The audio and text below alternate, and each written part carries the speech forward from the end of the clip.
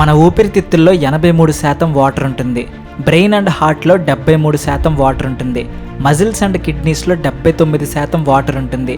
స్కిన్లో 64% water ఉంటుంది. ఎముకలలో 31% water ఉంటుంది. టోటల్గా మన హ్యూమన్ బాడీ మొత్తంలో 60% వాటరే ఉంటుంది. మనం బ్రతకడానికి తినే ఆహారంతో పాటు నీళ్లు తాగడం కూడా అంతే ముఖ్యం. మన మానవ జాతే కాదు, ఈ భూమి మీద ఉండే ప్రతి జీవి, ప్రతి మొక్క, ప్రతి చెట్టు, ఆఖరికి ప్రతి పురుగుకి కూడా ఈ వాటర్ అనేది అవసరం. గట్టిగా చెప్పాలంటే అసలు ఈ జీవం పుట్టిందే వాటర్ వల్ల. ఇప్పటికీ బతుకుతుంది అంటే అది వాటర్ వల్లే.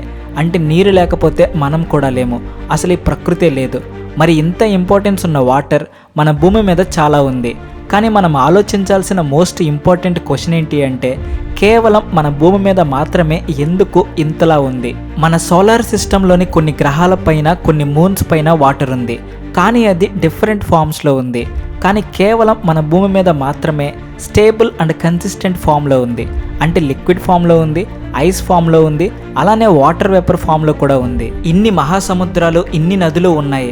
మరి వీటన్నిటిని నింపే అంత వాటర్ మన భూమి మీదకి ఎలా వచ్చింది? ఒకప్పుడు రాయి లాంటి గ్రహం మన భూమి, లావాతో మండుతూ ఉండేది. అయినా కానీ సముద్రాలు, నదులు ఎలా పుట్టుకుని వచ్చాయి? సూర్యుడి నుంచి మన భూమి కంటే దూరంగా ఉన్న మార్స్ మీద ఇంత వాటర్ లేదు. అలానే దగ్గరగా ఉన్న 2 గ్రహాల పైన కూడా లేదు.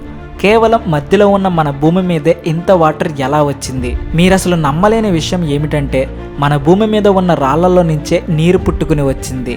కానీ ఇదంతా ఎలా సాధ్యమైంది? అసలు ఇదంతా కేవలం సైన్సేనా, లేదంటే దేవుడే సృష్టించాడా? చాలామంది కమెంట్స్లో ప్రూఫ్ ఏంటి అని అడుగుతున్నారు. సో అది కూడా ఎక్స్ప్లెయిన్ చేస్తా. వీడియో మొత్తం 3Dలో ఉంటుంది, ఇంట్రెస్టింగ్గా ఉండబోతుంది. సో చివరి వరకు చూడండి. మన భూమిపైకి ఈ వాటర్ అంతా కూడా 3 విధాలుగా వచ్చింది. అవేంటి అంటే, ఒక వే వచ్చేసి హైడ్రేట్ మినరల్స్. ఈ ప్రాసెస్లో వాటర్ ఎలా ఫామ్ అయింది అంటే, మన భూమి 450 కోట్ల సంవత్సరాల క్రితం తయారైంది.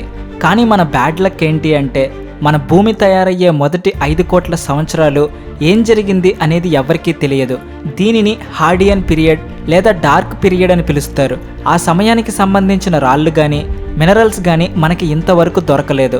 ఆ సమయంలో మన భూమి ఒక ఫైర్ బాల్ లాగా ఉండేది. 2002లో మన జియాలజిస్టులు గ్రౌండ్ బ్రేకింగ్ డిస్కవరీ చేశారు. అదేంటి అంటే, మన భూగ్రహంలో ఉన్న అతి పురాతనమైన మినరల్ దొరికింది. అదే జిర్కాన్ క్రిస్టల్. ఈ జిర్కాన్ క్రిస్టల్ మన భూమి మీద 438 కోట్ల సంవత్సరాల క్రితం తయారైంది. ఈ జిర్కాన్ క్రిస్టల్ రాక్ లానే ఉంటుంది, కానీ దానిని వేడి చేసినప్పుడు దానిలో నుంచి వాటర్ వేపర్ రిలీజ్ అవుతుంది. ఇలా వాటర్ని లాక్ చేసుకునే మినరల్స్ని హైడ్రేట్ మినరల్స్ అంటారు. ఇలాంటి రాళ్లల్లో నుంచే సన్లైట్ తగిలి మన అట్మాస్ఫియర్లోకి వాటర్ వేపర్ రిలీజ్ అయ్యి మళ్ళీ అది వర్షంలాగా కురిసి మన భూమికి కొంత వాటర్ని తెచ్చింది. ఇంకొక వే వచ్చేసి వోల్కానిక్ యాక్టివిటీ. మన భూమి తయారయ్యే దశలో ఉన్నప్పుడు చాలా ఎక్కువగా అగ్నిపర్వతాలు పేలేవి. ఈ అగ్నిపర్వతాలు పేలినప్పుడు అందులోని మ్యాగ్మా సర్ఫేస్ పైకి వచ్చి పడుతుంది. ఈ మ్యాగ్మాలో ఆక్సిజన్ ఉంటుంది. ఈ మ్యాగ్మా మన అట్మాస్ఫియర్లో ఉండే హైడ్రోజన్తో కలిసి రియాక్ట్ అవ్వడంతో H2Oని తయారు చేస్తుంది. అదే వాటర్ అయ్యింది. ఈ 2 వేలు కాకుండా ఇంకొక వేలో కూడా వాటర్ వచ్చింది. అదే ఆస్టరాయిడ్స్, కామెట్స్ అండ్ మీటియోరైట్స్. మన భూమి మీద ఉన్న ఎక్కువ శాతం వాటర్ వీటి ద్వారానే వచ్చింది. మార్స్ గ్రహానికి, జూపిటర్ గ్రహానికి మధ్యలో కొన్ని లక్షల కొద్ది ఆస్టరాయిడ్స్ ఉంటాయి. దీనిని ఆస్టరాయిడ్ బెల్ట్ అంటారు. అలానే మన సోలార్ సిస్టమ్ ఎడ్జ్లో, ఊర్ట్ క్లౌడ్లో కూడా కొన్ని లక్షల కొద్ది కామెట్స్ ఉన్నాయి. ఇవి సూర్యుడి నుంచి చాలా దూరంగా ఉంటాయి కాబట్టి వీటిల్లో వాటర్ ఐస్ రూపంలో ఉంటుంది. ఈ ఆస్టరాయిడ్స్ అండ్ కామెట్స్ కొన్ని సంవత్సరాల పాటు మన భూమిని ఢీకొట్టడం వల్ల అందులో ఉండే ఐస్ అంతా మన భూమి సర్ఫేస్ పైన చేరి కండెన్సేషన్ జరిగి చివరికి సముద్రాలను తయారు చేశాయి. ముఖ్యంగా ఈ 3 విధాలుగా మన భూమి మీద నీరు తయారయ్యింది. అవి చివరికి ఇలా సముద్రాలు, నదులు, కాలువలలాగా పుట్టాయి. కానీ ఈ సమాధానం మీరు విన్నాక మీకు ఒక డౌట్ వస్తుంది. అదేంటి అంటే, అసలు ఆస్టరాయిడ్స్, కామెట్స్ అండ్ మన భూమి మీద ఉన్న రాళ్లలోకి నీరు ఎక్కడ నుంచి వచ్చింది అని. అసలు మన విశ్వంలోకి ఈ నీరు ఎలా పుట్టుకుని వచ్చింది? దీనికి సమాధానం సుమారు 1300 కోట్ల సంవత్సరాల క్రితం నుండి మొదలవుతుంది. మనం దీనిని చాలా సింపుల్గా అర్థం చేసుకోవాలి అంటే కొంచెం సింప్లిఫై చేసి చెప్పుకోవాలి. అంటే ఎలా అంటే, వాటర్ కెమికల్ ఫార్ములా ఏంటి? H2O. అంటే 2 molecules of hydrogen and 1 molecule of oxygen కలిస్తే H2O. వాటర్ తయారవుతుంది. మరి ఆ వాటర్ పుట్టుకకు కారణమైన హైడ్రోజన్ అండ్ ఆక్సిజన్ ఈ విశ్వంలో ఎలా తయారయ్యింది అనేది తెలుసుకుంటే మనం ఈ పజిల్ని క్లియర్గా అర్థం చేసుకున్నట్టే, డీకోడ్ చేసినట్టే. అసలు మన విశ్వంలో హైడ్రోజన్ అనేది ఎలా తయారైంది అంటే మనందరికీ తెలుసు, బిగ్ బ్యాంగ్ ద్వారా ఈ విశ్వం పుట్టుకుని వచ్చింది అని. బిగ్ బ్యాంగ్ స్టార్ట్ అయిన తర్వాత మొదట్లో ఈ విశ్వం చాలా వేడిగా, చాలా దట్టంగా ఉండేది. ఈ కండిషన్స్లో ఎలాంటి ఎలిమెంట్స్ అయినా కూడా తయారవ్వడం అసలు సాధ్యం కాదు. కానీ సమయం గడిచే కొద్దీ టెంపరేచర్ బాగా కూల్ అయింది. ఈ కండిషన్స్లో బిగ్ బ్యాంగ్లో ఉన్న క్వార్క్ గ్లూయన్ ప్లాస్మా ప్రోటాన్స్ అండ్ న్యూట్రాన్స్ని తయారు చేసింది.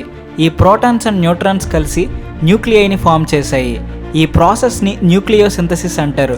ఇలా తయారైన మొదటి ఎలిమెంటే హైడ్రోజన్. అందుకే మీరు గమనిస్తే హైడ్రోజన్లో కేవలం ఒక ప్రోటాన్ అండ్ ఒక ఎలక్ట్రాన్ మాత్రమే ఉంటుంది. అండ్ మన సూర్యుడిలో కూడా 70% హైడ్రోజనే ఉంటుంది. ఈ విధంగా మన విశ్వంలో హైడ్రోజన్ అనేది పుట్టుకుని వచ్చింది. హైడ్రోజన్ ఫామ్ అయిన ప్రాసెస్లోనే ఆక్సిజన్ మన విశ్వంలో తయారవ్వలేదు. మన విశ్వంలో మొదట్లో కేవలం లైట్ ఎలిమెంట్స్ అయిన హైడ్రోజన్, హీలియం అండ్ లిథియం మాత్రమే తయారయ్యాయి.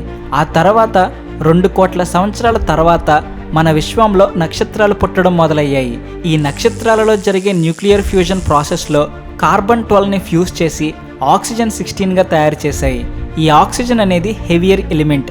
ఆ తర్వాత జరిగిన సూపర్నోవా ఎక్స్ప్లోషన్స్కి లైట్ ఎలిమెంట్స్ లాంటి హైడ్రోజన్ అండ్ హీలియం దగ్గరలో ఉండిపోయింది. కానీ ఆక్సిజన్ లాంటి హెవియర్ ఎలిమెంట్ మాత్రం దూరంగా వెళ్ళిపోయింది. ఈ ఆక్సిజన్ మన విశ్వంలో ఉన్న డస్ట్ పార్టికల్స్తో కలిసింది. ఆ డస్ట్ పార్టికల్స్ అన్ని కలిసి రాక్స్ లాగా తయారయ్యాయి. ఆ రాక్స్ అన్ని కలిసి ప్లానెట్స్ లాగా తయారయ్యాయి. ఆ గ్రహాలలో మన భూమి కూడా ఒకటి. అందుకే మన భూమి మీద ఉన్న రాళ్లలో నుంచి నీరు పుట్టుకుని వచ్చింది. ఇలా ఆక్సిజన్ అనేది మన భూమి మీద ఉన్న రాళ్లల్లో ఉంది. అలానే దూరంగా ఉన్న ఆస్టరాయిడ్స్, కామెట్స్లో లాక్ అయి ఉండిపోయింది. సో ఫైనల్లీ మనం ఈ విశ్వంలో హైడ్రోజన్ ఎలా తయారైంది, ఎక్కడెక్కడ అంటే సన్లో ఉంది అని తెలుసుకున్నాం. అలానే మన భూమిపైన ఉన్న రాళ్లల్లో, అలానే సోలార్ సిస్టమ్ చివరిలో ఉన్న ఆస్టరాయిడ్స్, కామెట్స్ అండ్ మీటియోరైట్స్లో ఆక్సిజన్ ఎలా లాక్ అయి ఉందో తెలుసుకున్నాం. మోస్ట్ ఇంట్రెస్టింగ్ పార్ట్ ఏంటి అంటే ఈ హైడ్రోజన్ అండ్ ఆక్సిజన్ కలిసి వాటర్ని తయారు చేసి మన భూమి మీద సముద్రాలు, నదులు పుట్టించడం. మరి అది ఎలా జరిగింది అంటే మన సోలార్ సిస్టమ్ తయారయ్యే దశలో, అంటే సుమారు 460 కోట్ల సంవత్సరాల క్రితం సమయంలో అప్పుడప్పుడే మన గ్రహాలు తయారవుతూ ఉన్నాయి. గ్రహాలు అప్పుడు కేవలం ఒక రాయిలానే ఉండేవి. రాక్స్, మెటల్స్ అండ్ మినరల్స్ ఉండేవి. సేమ్ అలానే ఆస్టరాయిడ్స్, కామెట్స్ అండ్ మీటియోరైట్స్లో కూడా అంతే. గమ్మత్తైన విషయం ఏమిటంటే వీటిల్లో ఎక్కువ మోతాదులో రాళ్ళు సిలికేట్స్తో తయారు చేయబడి ఉన్నాయి. సిలికేట్ రాక్స్లో సిలికాన్ అండ్ ఆక్సిజన్ ఉంటుంది. వీటి మీద ఎల్లప్పుడూ సన్లైట్ పడుతుంది. సోలార్ విండ్స్ కూడా వీటిని తాకేవి. ముందే చెప్పుకున్నాం సూర్యునిలో హైడ్రోజన్ ఎలా తయారైంది అని. ఈ హై ఎనర్జీని కలిగి ఉన్న హైడ్రోజన్ అయాన్స్ సోలార్ విండ్ ద్వారా హై స్పీడ్లో వచ్చి ఈ రాళ్లలో ఉన్న సిలికేట్స్ని తాకుతాయి. అప్పుడు సన్లైట్లో ఉన్న ఆ హైడ్రోజన్ వచ్చి ఆల్రెడీ రాళ్లలో ఉన్న ఆక్సిజన్తో కొలైడ్ అయ్యి కెమికల్ రియాక్షన్ జరిపి రెండు కలిసి H2O అంటే వాటర్ని తయారు చేశాయి. ఈ విధంగానే మన భూమిపైన ఉన్న రాళ్లలో నుంచి నీరు పుట్టుకుని వచ్చింది. ఆస్టరాయిడ్ బెల్ట్లో ఉన్న ఆస్టరాయిడ్స్లోకి, కామెట్స్లోకి, మీటియోరైట్స్లోకి కూడా నీరు పుట్టుకుని వచ్చింది. మళ్ళీ ఈ ఆస్టరాయిడ్స్ అండ్ కామెట్స్ మన భూమిని గుద్దడంతో అందులో ఐస్ రూపంలో ఉన్న వాటర్ కరిగి ఇలా సముద్రాలని, నదులని, కాలువలని తయారు చేసింది. ఈ వీడియోలో ఉన్న సైన్స్ని అర్థం చేసుకోవడం కొంచెం కష్టమే. అందుకని ఆ సైన్స్ తీసేసి సింపుల్గా షార్ట్ అండ్ క్రిస్ప్గా చెప్పాలి అంటే బిగ్ బ్యాంగ్ జరిగిన మొదట్లో హైడ్రోజన్ అనే ఎలిమెంట్ పుట్టింది. ఆ హైడ్రోజన్తోనే ఈ విశ్వంలో మన సూర్యుడి లాంటి నక్షత్రాలు పుట్టాయి. ఆ తర్వాత కొన్ని సంవత్సరాలకి ఆక్సిజన్ అనే ఎలిమెంట్ తయారైంది. సూపర్నోవా ఎక్స్ప్లోజన్కి ఈ ఆక్సిజన్ దూరంగా వెళ్ళిపోయి అక్కడ ఉన్న డస్ట్ పార్టికల్స్తో కలిసింది. ఆ డస్ట్ పార్టికల్స్ అన్నీ రాళ్ళల్లా తయారయ్యాయి. ఆ రాళ్ళు గ్రహాలు, ఆస్టరాయిడ్స్, కామెట్స్ అండ్ మీటియోరైట్స్ని తయారు చేశాయి. ఈ రాళ్ల మీద, ఆస్టరాయిడ్స్ మీద, కామెట్స్ మీద సన్లైట్ నిత్యం పడుతూ ఉండేది. అప్పుడు ఆ సన్లైట్లోని హైడ్రోజన్ ఆ రాళ్లలో ఉన్న ఆక్సిజన్తో కలిసి కెమికల్ రియాక్షన్ జరిపి H2Oని తయారు చేసింది. ఆ తర్వాత కొన్ని సంవత్సరాల పాటు ఈ ఆస్టరాయిడ్స్, కామెట్స్ మన భూమి సర్ఫేస్ మీద పడ్డాయి. అందులో ఉన్న ఐస్ కరిగి నీరు పుట్టుకుని వచ్చింది. ఆ నీరే చివరికి ఇప్పుడు ఉన్న సముద్రాలు, నదులు, కాలువలు.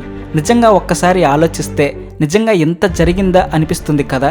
ఈ ప్రాసెస్ అంతా జరగకపోతే మీరు, నేను ఎవ్వరూ పుట్టేవాళ్ళం కాదు. ఈ వీడియో చూశాక మీరు ఈ వాటర్ని చూసే విధానం ఖచ్చితంగా మారిపోతుంది అని ఎక్స్పెక్ట్ చేస్తున్నా. అలా అనిపిస్తే కామెంట్ చేయండి. Thanks for watching.